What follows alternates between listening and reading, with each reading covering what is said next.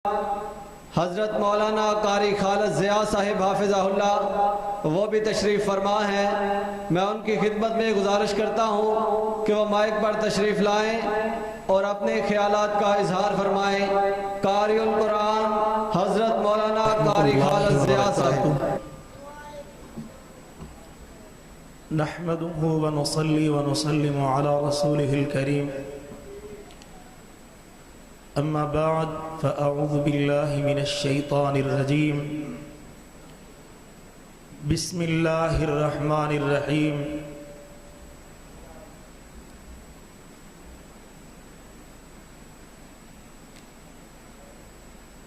أم يقولون تقبله بل لا يؤمنون فليأتوا بحديث مثله إن كانوا صادقين.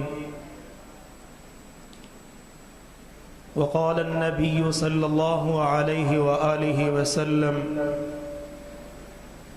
إن الله يرفع بهذا الكتاب أقواما ويضع به آخرين. ہر قسم کی حمد و ثنا رب کائنات کے لیے جو پوری کائنات کا خالق ہے، مالک ہے، رازق ہے، داتا دستگیر ہے، علی کل شیء قدیر ہے، فعال لما یرید ہے. جو اللہ اپنی ذات میں، اپنی بات میں، اپنی صفات میں تنہا و یکتا، مختار کل، پوری کائنات کو تنہا بنانے والا اور اکیلا ہی کارخانہ کائنات چلانے والا ہے. نہ یہ خوبصورت دنیا بنانے میں میرے رب کا کوئی شریک ہے، نہ اس دنیا کا نظام چلانے میں میرے رب کو کسی معاون کی ضرورت اور حاجت ہے. درود و سلام ہو نبیوں کے نبی، رسولوں کے رسول، اماموں کے امام، امام کائنات، ہادی کائنات، پیغمبر کائنات، رہبر کائنات، محسن کائنات، معلم کائنات، مربی کائنات، محسن کائنات جناب محمد الرسول اللہ صلی اللہ علیہ وآلہ وسلم کی ذات گرامی پر، جنہی رب اکبر نے کل کائنات کے لیے رحمت بنا کے بھیجا. اللہ کی حمد و ثنا اور اس کے محبوب پیغمبر کی ذات پاک پر کائنات کی ہر چیز سے بڑھ کر درود و سلام کے بعد، ذی وقار علماء کرام، گرامی قدر سامعین، جس طرح کہ آپ بھائیوں کو معلوم ہے کہ آج کی اس پروقار اور بابرکت محفل کی وجہ عزیزم حافظ عبداللطیف بن عبدالستار کا قرآن مجید کو مکمل طور پہ اپنے سینے میں محفوظ کرنا ہے. ان کا حافظ قرآن بننا آج اس پاکیزہ مجلس و محفل کا سبب بن گیا. قرآن ایک کتاب ہے،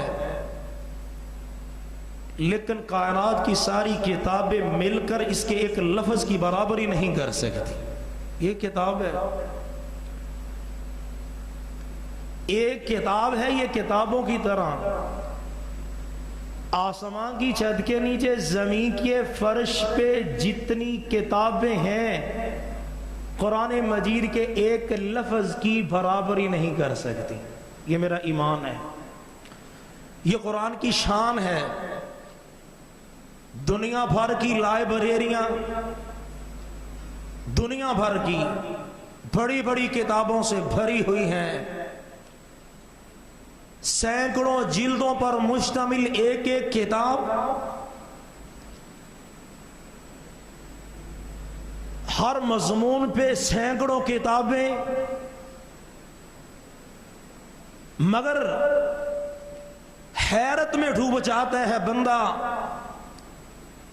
جب مطالعہ کرتے ہیں اور یہ سوچتے ہیں کہ لا تعداد کتب لکھنے والے بڑے بڑے مصنفین، بڑے بڑے محققین، بڑے بڑے قلم کار، شاہکار، کتابت کے بادشاہ، تحریر میں اپنی مثال آپ، کتابیں لکھنے والوں نے لکھی، تصنیف کرنے والوں نے تصنیف کی، تعریف کرنے والوں نے تعریف کی۔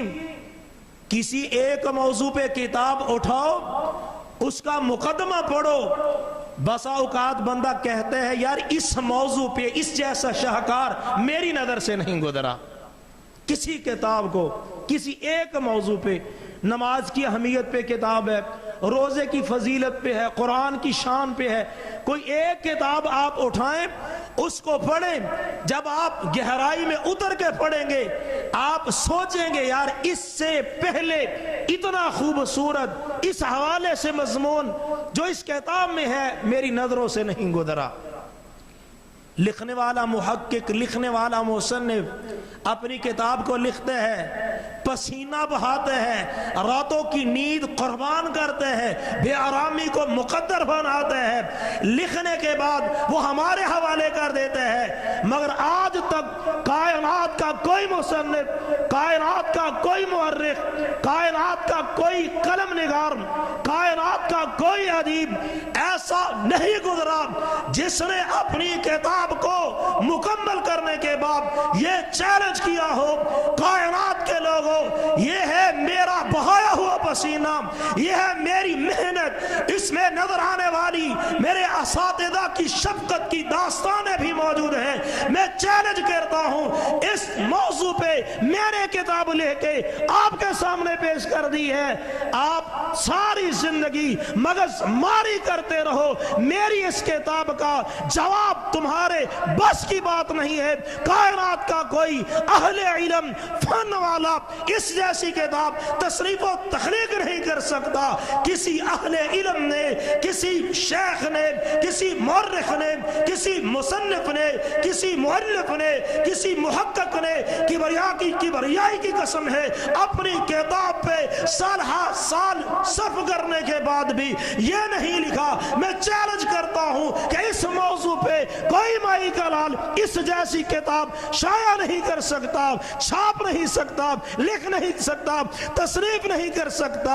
کیوں؟ جانتے ہیں لوگ، لکھنے والے جانتے ہیں، مصنفین جانتے ہیں، مورخین جانتے ہیں، محققین کہ دنیا اہل علم اور اہل فن سے بھری ہوئی ہے۔ میں چیلنج کروں گا، کوئی مائی کا لال کھڑا ہوگا میری کتاب کے مقابلے میں اپنی کتاب منظر عام پہ لائے گا، میری بے عزتی ہو جائے گی۔ میں نے قرآن کو پڑھا، الف لام سے لے کے، الف لام میم سے لے کے سورۃ الناس کی سین تک پڑھا، پڑھتا چلا گیا۔ آپ پڑھتے چلے جاؤ، بار بار پڑھو، ہزار بار پڑھو، مرتے وقت پڑھو، سنتے ہوئے مرو، پڑھتے ہوئے مرو، اس کو سنتے چلے جاؤ، پڑھتے چلے جاؤ۔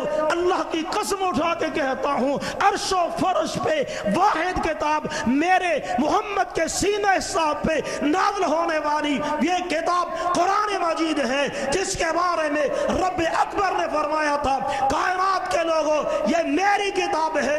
قل ان اجتمعت الانس والجن على ان يأتوا بمثل هذا القرآن لا يأتون بمثله ولو كان بعضهم لبعض ظهيرا۔ بڑے علم کے دعوے تمہارے، بڑے عمل کے دعوے تمہارے، اپنی کتابیں بھی لاؤ، اور یہ میرا قرآن جو محمد الرسول اللہ کے سینہ صاحب پہ میں نے اتارا، میرے تیرے محبوب نے اترنے والے قرآن کی تلاوتیں کرنی شروع کی۔ وَإِذَا تُتْلَى عَلَيْهِمْ آيَاتُنَا قَالُوا قَدْ سَمِعْنَا لَوْ نَشَاءُ لَقُلْنَا مِثْلَ هَذَا إِنْ هَذَا إِلَّا أَسَاطِيرُ الْأَوَّلِينَ۔ رب بیچتا تھا، جبریل لاتا تھا، محمد کے سینے میں محفوظ کر دیتے تھے۔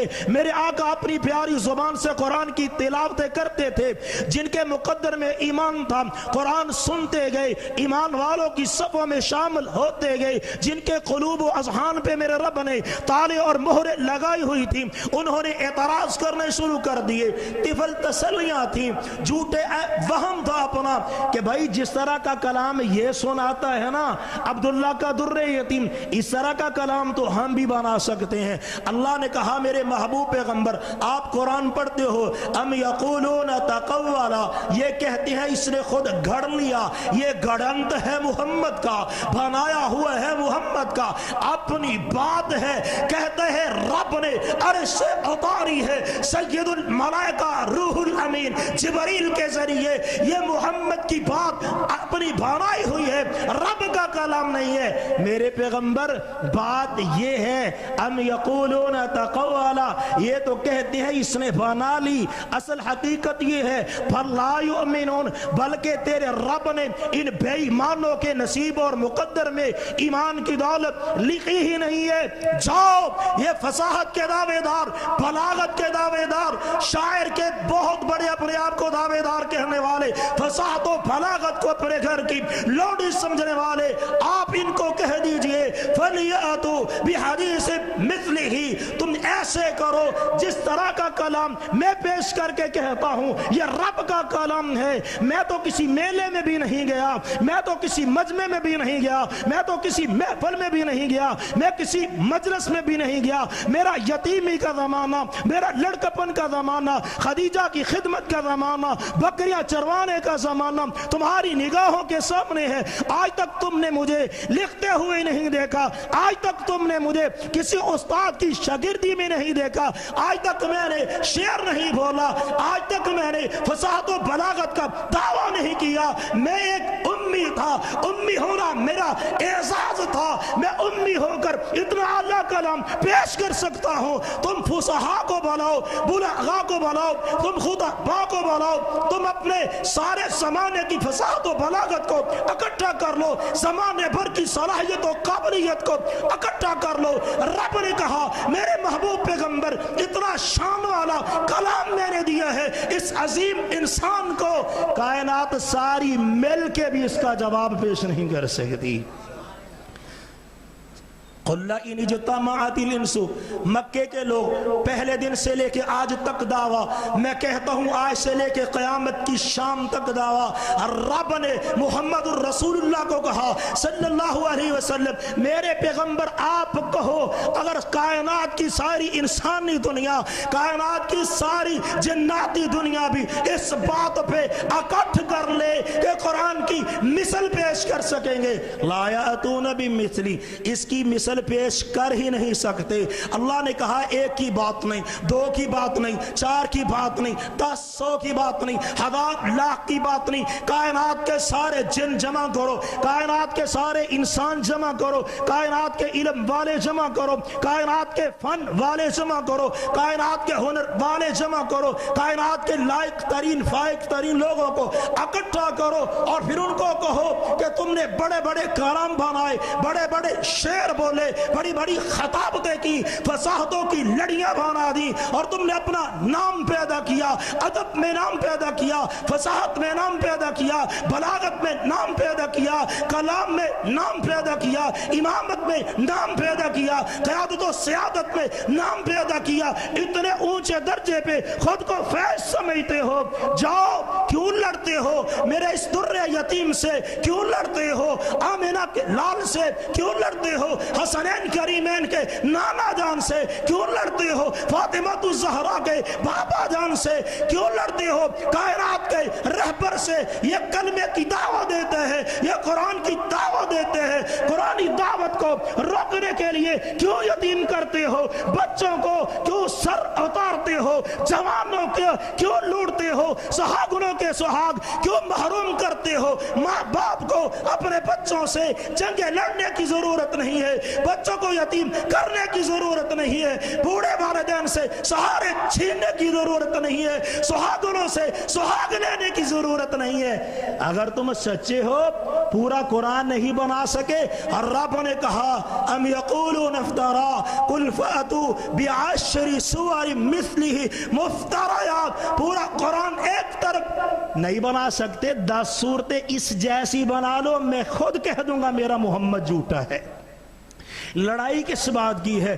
پورا قرآن نہ بن سکا، 10 صورتیں نہ بن سکی، میرے رب نے کہہ دیا وَإِن كُنتُمْ فِي رَيْبٍ مِّمَّا نَزَّلْنَا عَلَىٰ عَبْدِنَا فَأْتُوا بِسُورَةٍ مِّن مِّثْلِهِ وَادْعُوا شُهَدَاءَكُم مِّن دُونِ اللَّهِ۔ وہ پورا قرآن تم نہ بنا سکے، 10 صورتیں تم نہ بنا سکے، ایسے کرو ایک صورت، قرآن کی ایک صورت، قرآن کی صرف ایک صورت، وہ بھی سب سے چھوٹی صورت، مشرق والے، مغرب والے، شمال والے، جنوب والے، عرب والے، عجم والے، امریکہ والے، افریقہ والے، ایشیا والے، کائنات کی ساری دنیا مل کے تم قرآن کی ایک صورت جیسی صورت پیش کر دو، میرے محمد سے لڑنے کی ضرورت ہی ختم ہو جائے گی، مان جائیں گے۔ میں کہہ دوں گا، رب خود کہوں گا کہ یہ محمد نے خود گڑا ہے، پر یقین کر لیجئے یہ چیلنج جیسے اس دور کے کافروں کو تھا، آج کے کافروں کو بھی ہے، قیامت تک آنے والی پوری عالمی جو کفر کی پوری دنیا ہے، سب کے لیے یہ چیلنج برقرار ہے کہ قرآن کی ایک صورت جیسی صورت بھی تم نہیں بنا سکتے، اور انشاءاللہ نہیں بنے گی۔ اتنا خوبصورت، اتنا اعلیٰ، اتنا بے مثال کہ جس کے بے مثال ہونے کے لیے اللہ نے کہا اس جیسا قرآن بناؤ، کوئی مائی کا لال بنا نہ سکا، جس کے بے مثال ہونے کو نمایاں کرنے کے لیے میرے رب نے یہ کہا 10 صورتیں بناؤ، تو پتہ چلے گا کہ یہ بے مثال نہیں ہے، 10 صورتیں نہ بن سکی، جس کے بے مثال ہونے کو نمایاں اور واضح کرنے کے لیے رب اکبر نے کہا ایک صورت بناؤ، اس جیسی ایک صورت بھی نہیں بن سکی۔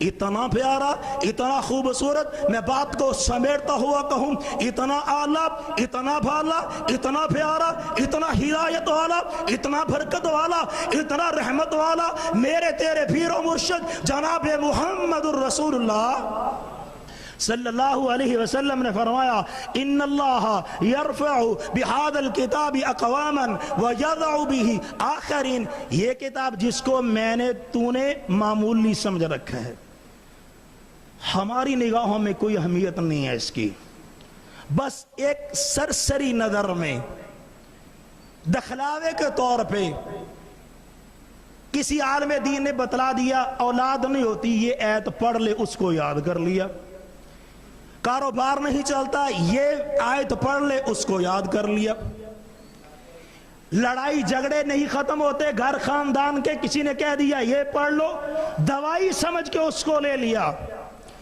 چور ڈاکو جیل میں ہے میرا بھائی، اس کی رہائی کے لیے اس کی تلاوت گھر میں قرآن خوانی کی ایک پارٹی کرو، کر لی۔ او بھائی قرآن تو سارا ہی شفا ہے، قرآن آیا ہی اس لیے کہ تم اس کو پڑھو، اس پہ عمل کرو، اس کو سمجھو، اس میں رب کیا کہتے ہیں تمہارے علم میں یہ بات آ جائے۔ اور جب ایسا ہوتا ہے نا، جب لوگ اس کو پڑھتے ہیں، جب لوگ اس کو سمجھتے ہیں، جب لوگ اس پہ عمل کرتے ہیں، ان اللہ یرفع بہذا الکتاب اقواما، میرے پیارے پیغمبر نے کہا اللہ کچھ لوگوں کو اس قرآن کی وجہ سے عزت عظمت عطا کر دیتے ہیں، اگر یقین نہ آئے کبھی عرب کی تاریخ کو دیکھ لیا کر، برق گردانی کر کے عرب کی تاریخ کی کہ وہ عرب کے لوگ جو عرب کے بدو صحرا کے رہنے والے، بکریاں چروانے والے، بالکل علم سے کورے، تہذیب سے نہ بلد اور نہ آشنا، لیکن جب قرآن کو پڑھا، قرآن کو سمجھا، قرآن پہ عمل کیا، میرے رب نے ان کو زمانے بھر کا امام بنا دیا، زمانے بن کا مقتدا بنا دیا، اور پھر پڑھنے والوں کو میرے رب نے بے مثال بنا دیا۔ جیسے خود بے مثال تھا، ایسے میرے رب نے اس سے تعلق رکھنے والوں کو بھی دنیا بھر میں بے مثال بنا دیا۔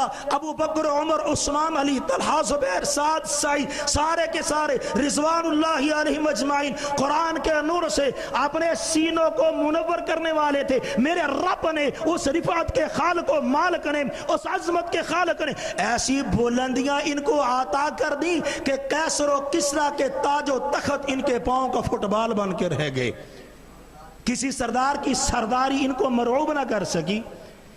کسی سردار کی سرداری مروب نہ کر سکی. میں کہتا ہوں بھائی یہ بے مثال ہے, اس کو پڑھو گے بے مثال بنو گے, اس پہ عمل کرو گے بے مثال بنو گے, اس پہ عمل کرو گے زمانے میں نام ہوگا, مقام ہوگا, دونوں جہانوں کی عزت سرفرازیاں میرا رب عطا کرے گا.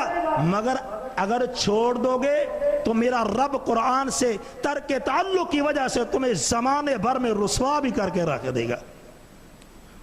اب یہ فیصلہ تم پہ ہے, مجھ پہ ہے کہ اس کی وجہ سے عزتیں چاہتے ہو یا اس کی وجہ سے تم ذلیل ہونا چاہتے ہو. اگر ذلیل ہونا چاہتے ہو تو نہ پڑھو جیسے پہلے نہیں پڑھتے. اگر ذلت ہی تمہیں پسند ہے نہ سمجھو جیسے پہلے نہیں سمجھتے. اگر ذلت ہی پسند ہے اپنی اجتماعی زندگی پہ نہ آنے دو اس کو جیسے پہلے نہیں آنے دیتے. کھیتوں کھلیانوں میں گانوں کو لاؤ, قرآن کو نہ لاؤ. بس و کاروں میں گانوں کو لاؤ, قرآن کو نہ لاؤ. اپنی سواریوں پہ گانے چلاؤ, قرآن کی تلاوتیں, خطبہ کی خطابتیں نہ چلاؤ. تم ایسا کرو میرا رب ایسے ہی ذلیل کرے گا جیسے آج ہو رہے ہو. یہ تو سیدھی سی بات ہے. کاغذ کے جس ٹکڑے پہ لکھا جاتا ہے وہ ٹکڑا بھی بے مثال بن جاتا ہے. جس رات میں میرے رب نے اتارا وہ رات بے مثال بنی. جس مہینے میں اتارا وہ مہینہ بے مثال بنا. جس پیغمبر پہ اتارا وہ پیغمبر بے مثال بنا. رب کعبہ کی قسم زمین کے جس ٹکڑے پہ میرے رب نے قرآن کو اتارا وہ قرآن بے مثال بنا. اور میرے بھائیو آخری بات کے طور پہ کہتا ہوں, معجزہ ہے میرے مصطفیٰ کا. بڑے معجزے تھے, معجزہ ہی نہیں ہے, معجزہ گر بھی ہے. جو اس کو سمجھ لیتا ہے, جو اس کو پڑھ لیتے ہیں, میرا رب اس کے باطن کی تاریکیوں کو ختم کر کے اس کے ظاہر و باطن کو چمکا دیتے ہیں. اگر اعتبار نہ آئے میں آپ کے سامنے ایک مثال رکھتا ہوں. آپ دنیا کے لیڈروں کو لو, دنیا کے قائدین کو لو, دنیا کے جرنیلوں کو لو, دنیا کے مفکروں کو لو, دنیا کے فرما برداروں کو لو, دنیا کے عبادت گزاروں کو لو, دنیا کے وفا شاعروں کو لو. ان کو بھی دیکھو ایک لائن میں کھڑا کر کے دنیا کفر کے جرنائل, دنیا کفر کے لیڈر, دنیا کفر کے سائنسدان, دنیا کفر کے سیاستدان ایک لائن میں کھڑے کرو. ابو بکر کو کرو ایک لائن میں کھڑا, عمر فاروق کو کرو ایک لائن میں کھڑا, عثمان حیاتدار کو کرو ایک لائن میں کھڑا, علی حیدر کرار کو کرو ایک لائن میں کھڑا, سعد بن معاذ کو کرو, سعد بن ابی وقاص کو کرو ایک لائن میں کھڑا, عمر بن عاص کو کرو ایک لائن میں کھڑا, خباب خبیب کو کرو ایک لائن میں کھڑا, بلال ابو ہریرہ کو کرو ایک لائن میں کھڑا. پھر خود اندازہ کرو دنیا بھر کی یونیورسٹیوں میں جاؤ, دنیا بھر کے اداروں میں جاؤ, دنیا بھر کے سکولوں کالجوں میں جاؤ, کبریائی کی قسم ہے تمہیں نہ محمد جیسا استاد نظر آئے گا, نہ محمد کے شاگردوں جیسے شاگرد نظر آئیں گے. ابو بکر عمر عثمان علی کے دل کی یہ دنیا جو بدلی تھی نا میرے پیغمبر نے, یہی قرآن سنا کے بدلی تھی, جس کو سنتے سنتے سنتے ہمارے کالے سفید ہونے شروع ہو گئے, لیکن ہمارے مردہ دلوں پہ تازگی نہیں آئی. کیوں؟ جیسے رب سمجھانا چاہتا تھا ویسے سمجھا ہی نہیں. جیسے رب اس پہ تمہیں چلانا چاہتا تھا تم نے چلنا ہی پسند نہیں کیا. آج بھی تم اس کو ویسے پڑھو, سمجھو, عمل کرو جیسے میرے نبی کے شاگردوں صحابہ کرام رضوان اللہ علیہ اجمعین نے کیا تھا. میں حلفاً کہتا ہوں آج بھی عزتیں, آج بھی عظمتیں, آج بھی رفعتیں ہمارا تمہارا مقدر بن سکتی ہیں. اور تحدیث نعمت کے طور پہ آپ کو یہ قرآن کے حافظ بننے والے بھائی اور حفظ کی جو تیاری میں لگے ہوئے ہیں, آپ کے لیے ایک پیغام خوشخبری سنانا چاہتا ہوں کہ میرا رب جیسے گناہگاروں کی صفیں بنائے گا نا, ایسے ہی میرا رب نیکوکاروں کی صفیں بھی بنائے گا. آپ سب کو عبداللطیف سمیت میں مبارکباد پیش کرتا ہوں. جب قیامت کے دن میرا تمہارا حشر ہوگا, جب رب کہیں گے حافظ قاریو ایک طرف ہو جاؤ, اللہ کی قسم تمہاری سب قرآن کے پہلے قاری محمد کے ساتھ بنے گی صلی اللہ علیہ وسلم. اللہ مجھے آپ کو قرآن کا حافظ بنائے, ہماری اولادوں کو قرآن کا حافظ بنائے, اور اللہ تعالی ہمیں اس پہ عمل کرنے کی, اس کو پھیلانے کی, اس کو پڑھنے کی, اس کو پڑھانے کی توفیق نصیب فرمائے. وآخر دعوانا ان الحمدللہ.